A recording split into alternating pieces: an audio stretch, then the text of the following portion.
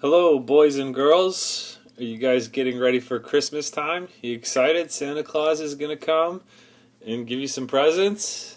Only if you pass this final that's coming up next week. I'm sorry. I didn't mean to be so mean. Alright, last lesson of Chapter 6. Here it is. Let's recall what we went over one more time. We looked at experiments versus observations. We looked at terminology or definitions of experimental terminology. We talked about principles, the 3 principles of experimental design. That was control, randomization, and come on, what's the third one? You remember. Good, replication. Good job. I heard you say that. You in the back row. I heard it. Good job. We also talked about 3 types of experiments. The number 1 was completely randomized design. We covered that in the first lesson. And then in the second lesson, which you guys watched last night, was block design and matched pair design. So the last thing we have to talk about in Chapter 6 is cause and effect. It's kind of been a big theme of statistics, and which is why I'm saving this for your very last lesson of the semester. What is up with cause and effect? Isn't this why we do statistics half the time? Hey, I want to show this causes that. If I do this, this causes that. So let's look at some cause and effect. Excuse me. So ideally, to really determine cause and effect, ideally we would like to compare groups. We would like to compare groups, because I'm that good of a writer. I only need one compare. Bye-bye. See? You never knew it happened. We'd like to compare groups that are similar in every way except for the particular treatment that the groups received.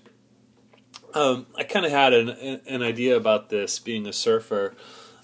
What if I wanted to measure how fast a surfboard is using 1 fin compared to 3 fins? For those of you who know surfboards, you know all the way in the back of the underside of the board there's fins that go in the water, and some boards there's 1 fin, some boards there's 3 fins, and most boards nowadays, like mine, you can remove fins and move them around and play with the adjustment of the fins.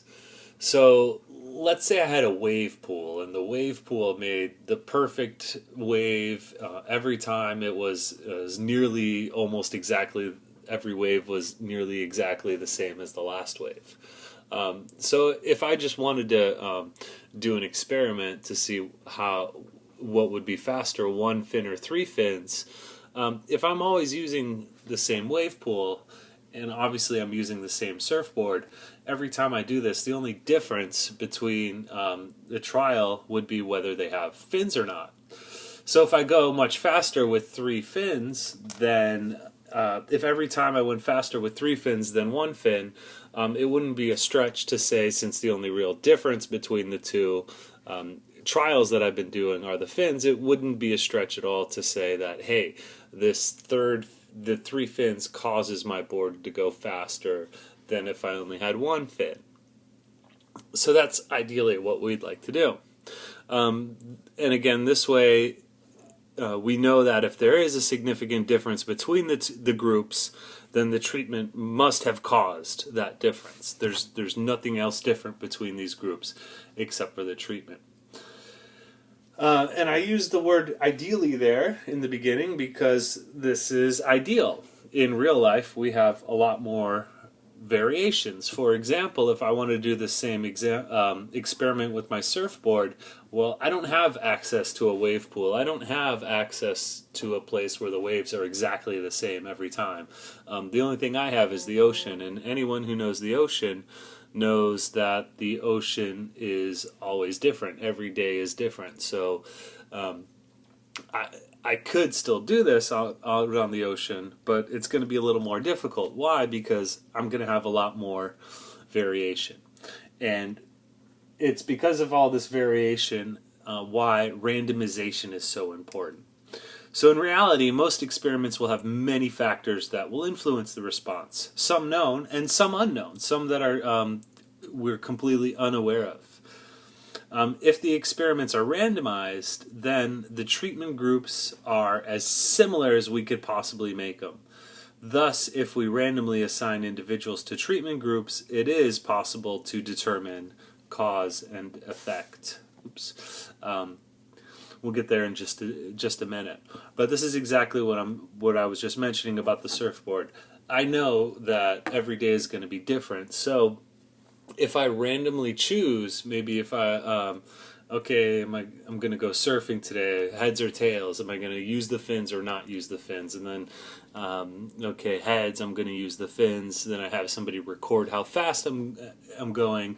And if I do this multiple times, I know that because of randomization, that even though the groups aren't going to be exactly similar, I know they're going to be about as close to similar as I could reasonably get, and that's the whole important part of randomization here.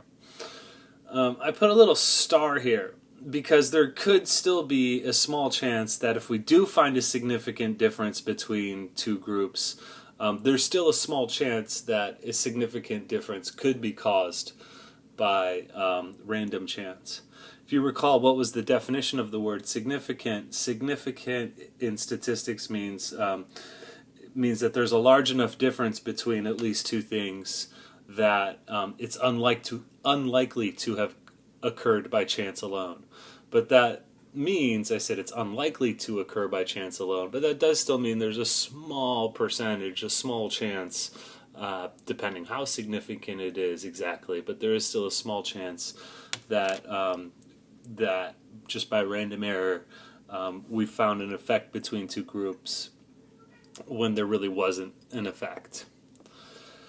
Okay, inference about population.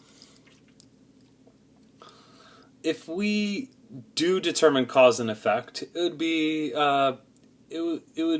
we would like to be able to generalize these findings to the entire population. And how do we generalize to the entire population? Well, we did a whole chapter about this, chapter 5, is we need to sample randomly from the population. If my sample is random, then it's unbiased and it represents the population as best as it possibly can. So ideally, we would need to have the subjects drawn from the population. Okay, so let me wrap up this lesson in probably two most important bullet points, and then we'll try an example. So I'll leave this screen up a little longer because I know there's students who are taking notes, and I know I go through these slides a little quickly, but here's the important stuff. If subjects are randomly assigned to groups, then we can determine cause and effect, assuming there is a significant difference between two or more groups. And if the subjects are randomly selected from the population, then we can apply the findings to the entire population. You guys writing this down? You still need another minute? Okay, alright, yeah, just like 10 more seconds, okay? Oh, you need more time? You? Who said that? Who? Okay, no, you got it, right? Okay, ready? 3, 2, wait, oh, okay, 3, 2, 1, next slide. So let's look at our blood pressure example that we've been working on throughout these videos. Again, we're starting this with 4 volunteers, and we're going to look at the block design that we had ended off with last time.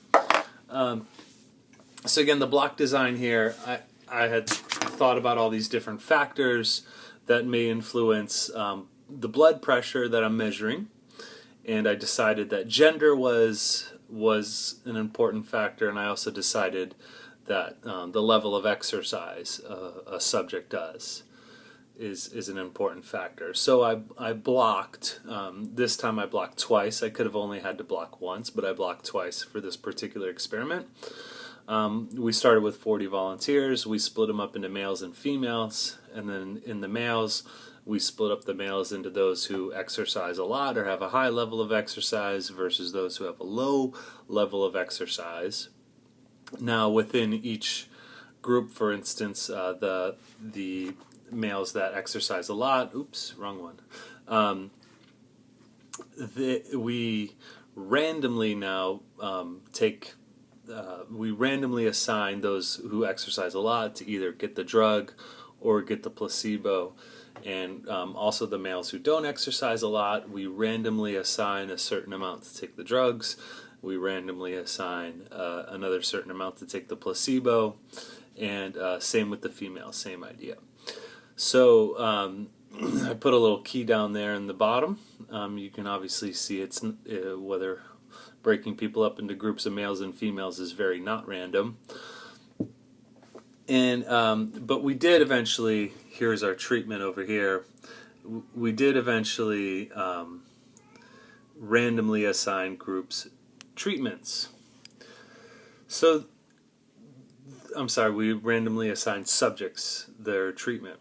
So the question is, let's assume that we did find a significant difference between the two groups. Can we determine cause and effect? And part B, can we apply these results to the population? I want you to think about that. I'm going to go back to the screen here. I'm going to give you a few seconds to think about that. Can we determine cause and effect if there was a significant difference? In other words, those who took the drug had lower blood pressure than those who didn't in general. Okay, and so could we determine cause and effect? And the answer is yes. Why yes? The reason yes is because subjects were randomly placed into groups. Were randomly placed into groups. Now, can we apply these results to the population? So what had to have happened to apply the results to the entire population?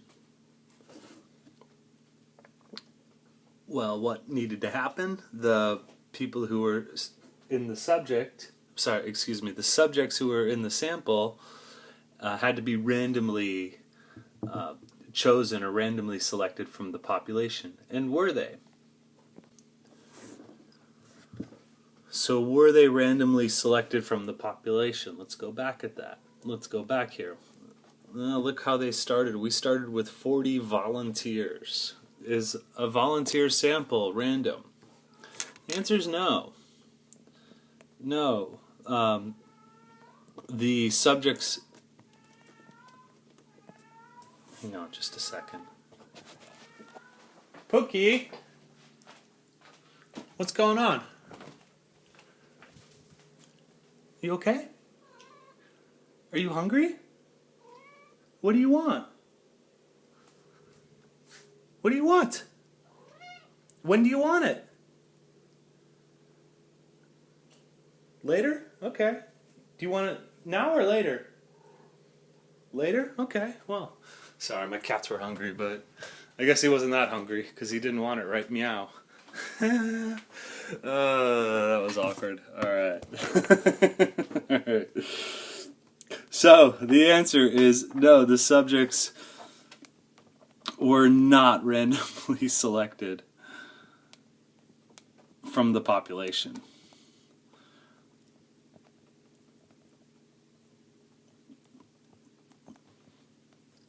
So, if you're an actual experimenter, this might be the harder part. You might be able to find cause and effect, but what's my population for that study? The population would be subjects, people with high blood pressure. Now these people volunteered. Why can we not say that these results apply to the entire population? Well, the reason why is since these people volunteered, there could possibly, potentially be some factor that makes that would both make these subjects maybe want to volunteer and also would change their response to this drug. Now that I understand that doesn't seem very likely, and it's probably not very likely. Like, oh, because they volunteered, that means that they're going to respond better to this drug. But the truth is that the experimenters would have to overcome this slight hurdle, but they'd have to do some more research and a little bit better of an experimental design to really make sure that the results apply to the entire population. And that was my last slide. So I want to go back up to wrap it up. Make sure these are the key points of this. If subjects are randomly assigned to groups, we can determine cause and effect, assuming there is a significant difference between treatment groups.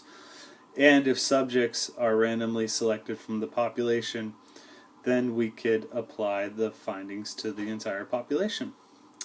So I hope you enjoyed that lesson, and I'll see you guys write meow because I'm still in the classroom.